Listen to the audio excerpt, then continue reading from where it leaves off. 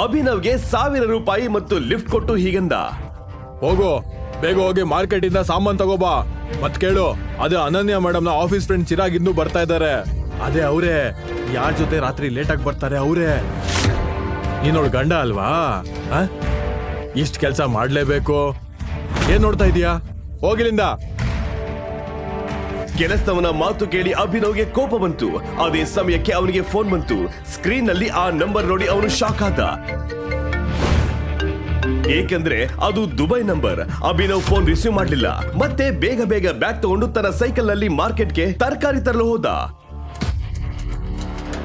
ಮತ್ತೆ ಮತ್ತೆ ಅವನಿಗೆ ಕಾಲ್ ಬರ್ತಾನೆ ಇತ್ತು, ಆದ್ರೆ ಅವನು ಫೋನ್ ರಿಸೀವ್ ಮಾಡ್ಲಿಲ್ಲ. ಮತ್ತೆ ಮುಂದೆ ಹೋದ. ಅದೇ ಸಮಯಕ್ಕೆ ಗಜ್ಜು ಭಾಯ್ ಅವನನ್ನ ತಡೆದ.